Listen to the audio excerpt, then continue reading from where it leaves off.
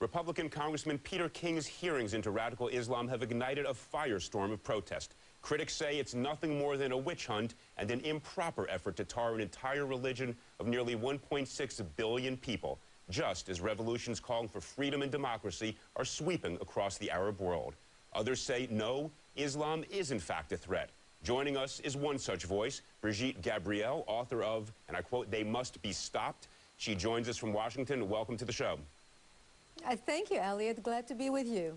Well, there was, as I'm sure you know, a front-page article about you and your perspective on Islam just today, and I want to quote something you said in this article, so I apologize for putting on my glasses, but you said, "America has been infiltrated on all levels by radicals who wish to harm America.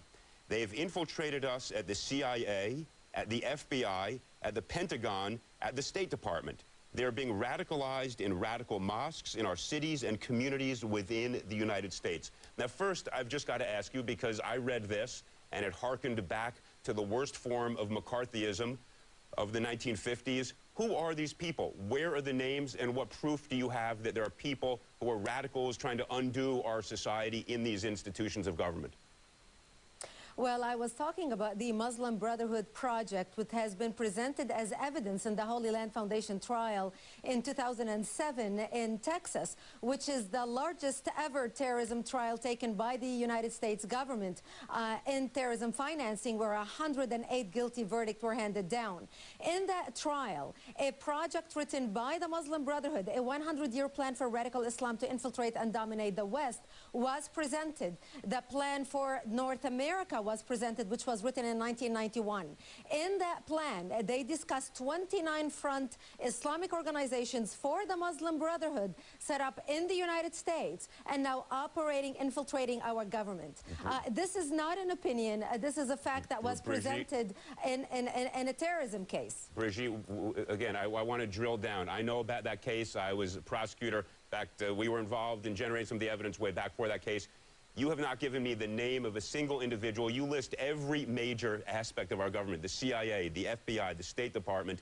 Name one person who you can say is infiltrated in those institutions by radical Islam, since you're saying radical Islam is this fundamental threat to our security. One person at those institutions.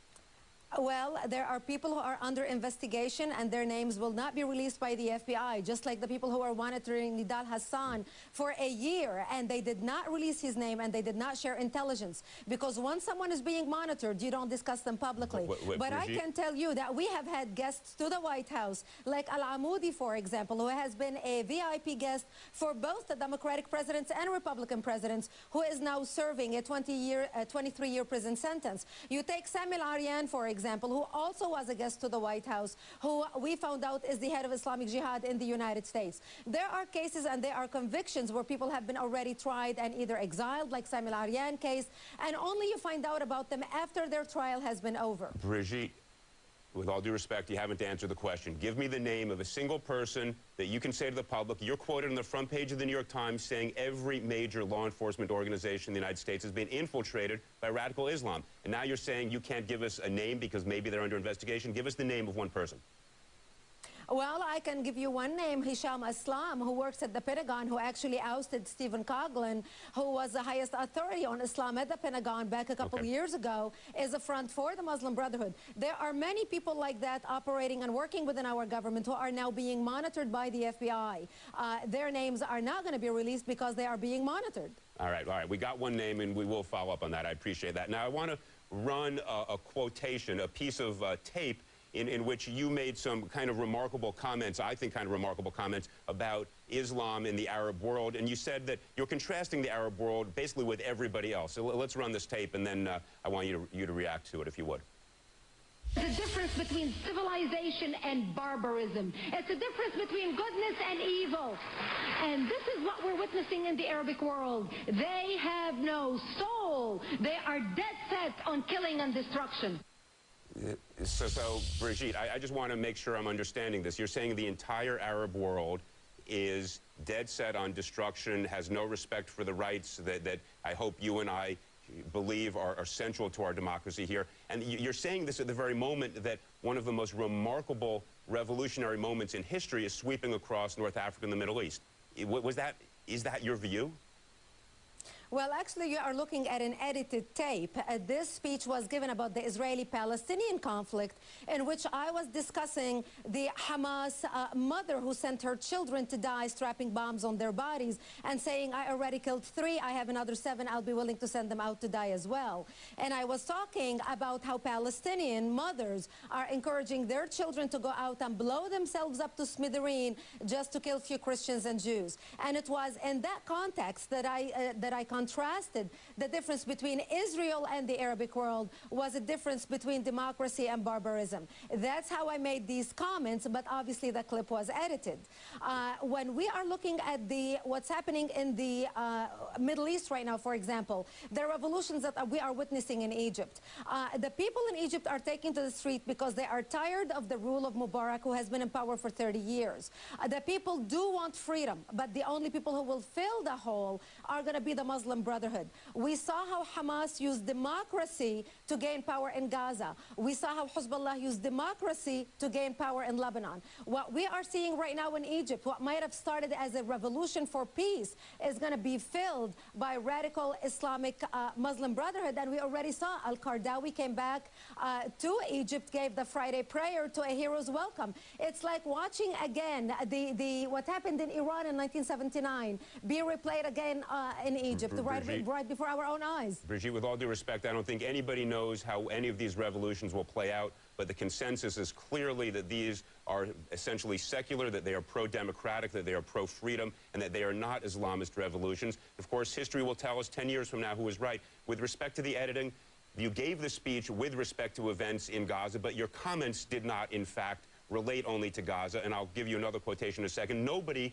has been more fervent in condemning terrorism, violence than I, especially Hamas. It is a terrorist organization to be condemned and dealt with harshly, but that's not what you said. I want to quote back to you something else you said, and I don't have a tape of this. This was an interview you gave, and you said, a practicing Muslim goes to mosque, prays 5 times a day, doesn't drink, believes God gave him a woman to be his property, to beat, to stone to death. He believes Christians and Jews are apes and pigs because they are cursed by Allah. He believes it is his duty to declare war on the infidels because they are Allah's enemies. That is a practicing Muslim. Is that your view of the entirety of the religion? And that's where I'm trying to come to grips with the sweep and breadth of your comments and your lack of differentiation between radicals and extremists who exist in virtually all religions and the enormous mass of those who believe in Islam.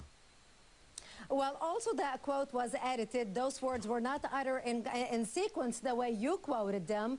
And what I was talking about was about the difference between a devout Muslim who might fall into radicalism and the difference between a regular Muslim who is a moderate who does not subscribe to Sharia law.